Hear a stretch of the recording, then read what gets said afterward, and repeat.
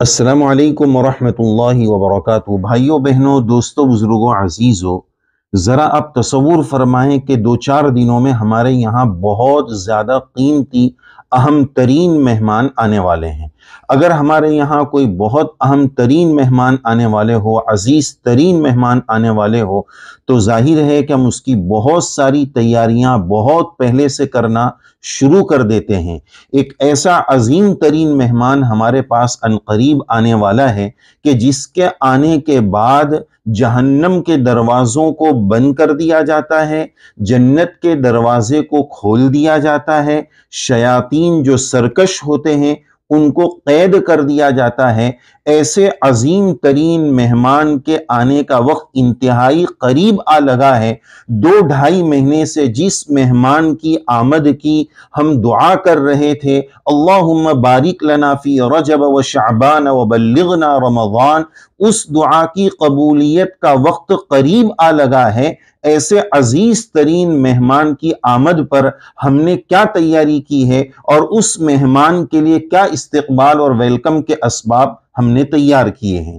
حالانکہ جب دنیاوی اعتبار سے کوئی خوشی کی خبر ہمیں ملنے والی ہوتی ہے تو اس کی تیاریاں بہت پہلے شروع کر دی جاتی ہیں۔ جیسے کہ آج کل کسی گھر میں شادی ہو تو 1 سال پہلے، 9-6 مہینہ پہلے ہال بک کر لیا جاتا ہے، کھانے طے کر لیے جاتے ہیں۔ اسی طرح کسی گھر میں بچے کی ولادت اور ڈیلیوری کا مسئلہ ہو تو اس کے کپڑے پہلے سے خرید لیے جاتے ہیں، جبکہ پتہ بھی نہیں ہے کہ لڑکا ہوگا یا لڑکی ہوگی، دونوں کپڑے خرید لیے جاتے ہیں۔ اسی طرح کسی نے حج کے لیے فارم بھرا ہو اور وہ کامیاب ہو جائے، اس کی تاریخ نکل آئے تو وہ کتنا خوشی کے جذبات سے سرشار ہوتا ہے۔ تو پھر کیا وجہ ہے کہ ایسا عظیم ترین مہمان رمضان المبارک اتنا قریب آ لگا ہے اور اب تک ہمیں وہ جو خوشی کے جذبات ہونے چاہیے، قل بفضل اللہ وبرحمتہ فبذلک فلیفرحوا، وہ خوشی کے جذبات ابھی تک ہمیں کیوں نہیں ملے؟ جبکہ حدیث پاک میں ہمیں یہ بات ملتی ہے کہ اگر امت کو رمضان کی عظمت کا پتہ چل جائے تو پھر امت سارا سال، پورے سال رمضان ہونے کی تمنا کرے اور دعائیں کریں۔ تو ایسا عظیم ترین مہمان آ رہا ہے کہ جس کی عظمت کا ہم اندازہ اس بات سے لگا سکتے ہیں کہ جنت جیسی جگہ جو خوشبوؤں کی آماجگاہ ہے، جہاں خوشبوؤں کا تمام ترین خزانہ ہے، ایسی خوشبو کی جگہ کو اس عظیم ترین مہمان کی آمد کے موقع پر خوشبو کی دھونی دی جاتی ہے۔ اس کی مثال ہم یوں سمجھ سکتے ہیں جیسے ہمارے گھر میں اگر کوئی عزیز مہمان آنے والے ہو تو گھر میں اور روم میں کوئی بدبو نہیں ہے، کوئی اس طرف جو ہے اس طرح کی اسمیل اور بدبو نہیں ہے، لیکن مہمان کو راحت ہو، وہ شادکام ہو، مشام جاں معطر ہو، تو اس کی وجہ سے ہم روم فریشنس اور خوشبو کا چھڑکاؤ کرتے ہیں تاکہ مہمان کو راحت ہو۔ اسی طرح آنے والے عظیم ترین مہمان رمضان کی وجہ سے جنت کو خوشبو کی دھونی دی جاتی ہے۔ اور نبی کریم صلی اللہ علیہ وسلم رمضان المبارک سے پہلے حضرات صحابہ رضی اللہ عنہم کو جمع فرما کر رمضان کی عظمت اور اہمیت بتایا کرتے تھے۔ جب آپ اس عاجز کا یہ پیغام سنیں تو اس سنت کی بھی نیت کر لیں کہ نبی کریم علیہ السلام رمضان سے پہلے رمضان کی عظمت سناتے تھے اور صحابہ سنتے تھے، تو ہم اس سنت کی ادائیگی کی نیت سے اس ویڈیو کو سن رہے ہیں۔ بہرحال مشہور حدیث پاک حضرت سلمان فارسی رضی اللہ عنہ سے جو روایت مروی ہے، جس کو ہم سنتے ہیں، نبی کریم صلی اللہ علیہ وسلم نے ارشاد فرمایا، قد اظلکم علیکم شہر عظیم، کہ تم پر ایک عظیم اور بہت ہی بابرکت مہینہ سایہ فگن ہونے والا ہے، سایہ ڈالنے والا ہے۔ ظاہر ہے کہ جب بارش آنے والی ہوتی ہے تو ٹھنڈک کے اثرات اور ماحول میں خوشگواری پہلے سے آ جاتی ہے، تو اب وہ خوشگواری کا وقت آ چکا ہے، ٹھنڈک کا وقت آ چکا ہے۔ ہمیں اس کی عظمت اور اہمیت کا اندازہ لگانے کی ضرورت ہے۔ پورا 11 مہینہ جو ہم نے گزارے ہیں یہ ہمارے جسم پر محنت کا گزارا ہے، اب جو آنے والا رمضان کا مہینہ ہے وہ ہماری روح پر محنت کرنے کا مہینہ ہے۔ 11 مہینے ہم نے اپنے جسم کو خوب کھلایا، خوب موٹا تازہ کیا، اس کی تمام تر خواہشات اور چوچلوں کو پورا کیا ہے۔ اس مبارک مہینے میں روزے، اعتکاف، تراویح اور تلاوت، مختلف عبادتوں کے ذریعے ہمیں اپنی روح کو پاورفل بنانے کی ضرورت ہے، کوشش کرنے کی ضرورت ہے۔ علامہ ابن القیم رحمہ اللہ نے یہ بات فرمائی ہے کہ جس کا جمعہ اچھا گزرتا ہے اس کا پورا ہفتہ اچھا گزرتا ہے، جس کا رمضان اچھا گزرتا ہے اس کا پورا سال اچھا گزرتا ہے، اور جس کی زندگی کا حج اچھا ہو جاتا ہے اس کی پوری زندگی اچھی ہو جاتی ہے۔ تو یہ رمضان کیوں آ رہا ہے؟ ہمیں رحمت دینے کے لیے، مغفرت دینے کے لیے، تقوی دینے کے لیے۔ ان تمام چیزوں کو ہمیں اس مہینے میں لوٹنا ہے۔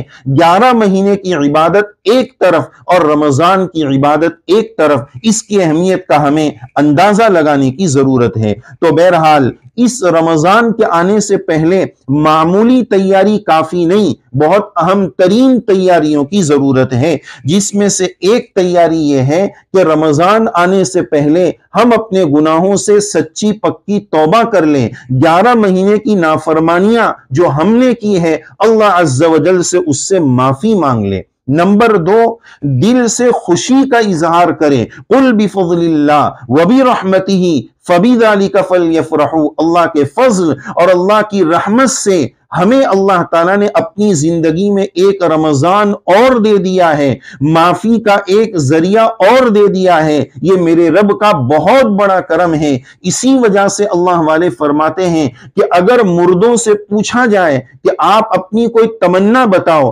آپ اپنی کوئی خواہش بتاؤ، تو مردے یہ کہیں گے کہ ہمیں ایک رمضان اور مل جائے۔ پتہ نہیں ہے کس کی زندگی کا آخری رمضان ہو، اگلے رمضان ہمیں ملے یا نہ ملے، اس رمضان کو ہمیں وصول کرنا ہے، اس کی تیاری پہلے سے کرنی ہے۔ تو ایک تیاری توبہ کا اہتمام کریں۔ نمبر 2، خوشی ہونی چاہیے، ٹینشن، غم، پریشانی نہیں کہ روزہ آ رہا ہے، بھوکا رہنا پڑے گا، کیسے کریں گے، کیا کریں گے، نہیں، خوشی ہونی چاہیے۔ شیطان قید ہو رہا ہے، اللہ کی رحمتیں اترنے والی ہیں، مغفرت کے پروانے آنے والے ہیں، اللہ معافی کے عام اعلان کرنے والے ہیں۔ فَلْيَفْرَحُوا، اس کے اندرونی جذبات سے خوشی ہونی چاہیے۔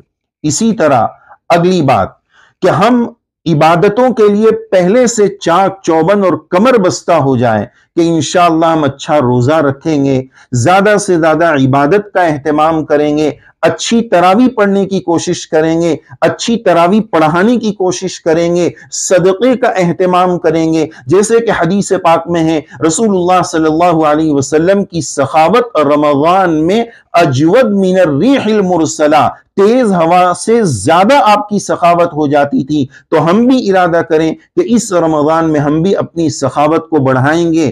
زکوٰۃ اور صدقہ فطر تو ہے ہی، اس کے ساتھ نفلی صدقات کا بھی ہم کثرت کے ساتھ اہتمام کریں گے، دعا کا بھی اہتمام کریں گے۔ تو پہلے سے ایک پلاننگ بنائیں۔ اور ایک آخری تیاری یہ عرض کرنی ہے کہ بہت سارے لوگ رمضان کے آخری عشروں میں بازاروں میں گھومتے ہیں، پورے مہینے اور عید کی ضرورت کی جو چیزیں رمضان سے پہلے تیار کی جا سکتی ہے، اللہ واسطے برائے مہربانی اس کو ہم آخری عشرے پر نہ ڈالیں۔ عید میں ہمیں نئے کپڑے چاہیے، تو کیا ہم یہ کپڑے رمضان سے پہلے نہیں سلا سکتے ہیں؟ کیا عید کے لیے کپڑا آخری عشرے میں لینا ضروری ہے؟ عموماً ایسا ہوتا ہے کہ آخری عشرہ بلکہ آخری رات جو لیلۃ الجائزہ انعام کی رات ہے، اس میں ہماری مائیں بہنیں اور بہت سارے لوگ بازار کے چکر کاٹتے ہیں کہ ہمیں کل عید میں کپڑا پہننا ہے۔ ارے وہ تو انعام لینے کی رات ہے، مزدوری لینے کی رات ہے، پورا مہینہ ہم نے محنت کیا ہے، اس کی اجرت لینے کا وقت آیا ہے اور ہم بازاروں کے چکر کاٹیں۔ تو بہرحال وہ تمام تر تیاریاں جو رمضان کے مہینے میں ہماری عبادتوں میں رکاوٹ بن سکتی ہے، ہماری روحانی ترقی میں رکاوٹ بن سکتی ہے، اور وہ تیاری ایڈوانس اور پہلے سے کی جا سکتی ہے، وہ سب تیاریاں آپ سے درخواست ہے رمضان سے پہلے ہی کر لیں تاکہ رمضان میں ہمارا بہت سا وقت عبادتوں میں گزر سکے اور کم سے کم ہمارا وقت بازاروں میں گزر سکے۔ جتنی ہم رمضان کی تیاریاں کر سکتے ہیں وہ پہلے سے کر لیں۔ روزے کے، زکوٰۃ کے، تراویح کے ضروری مسائل مستند اور اوتھینٹک علماء کی روشنی میں پڑھ کر، یوٹیوب سے، سوشل میڈیا سے، جہاں سے بھی ہمیں رمضان کے مسائل، روزے کے مسائل، ضروری باتیں، دین کی بیسک معلومات ہمیں مل سکے، اس کو لینے کی کوشش کریں۔ یہ تمام چیزیں رمضان کی تیاری میں داخل ہے۔ رب کریم سے دعا ہے اللہ تبارک و تعالیٰ اس مہینے کی عظمت ہمیں نصیب فرمائے، اس کی تیاری کی توفیق نصیب فرمائے، اور ہم یہ عزم اور ارادہ کر لیں کہ اس رمضان کو ہم اپنی زندگی کا سب سے اچھا رمضان بنانے کی کوشش، محنت، فکر اور دعا کا بھی اہتمام کریں گے، اور اللہ سے مانگیں گے کہ یا اللہ اس رمضان کو مجھے مغفرت اور تقوی مل جانے کا ذریعہ بنا دیجئے، آمین یا رب العالمین۔ یاد آ جائے تو رمضان کی اپنی مقبول دعاؤں میں اس عاجز اور سیاہکار کو بھی یاد فرما لیں، اپنی دعاؤں میں ہمارا بھی حصہ بنا لیں۔ ہم بھی آپ کے لیے دعا گو ہیں، رب کریم ہم سب کو ماہ مبارک کے انوارات اور برکات سے مالا مال فرمائے، آمین یا رب العالمین۔ السلام علیکم ورحمۃ اللہ وبرکاتہ۔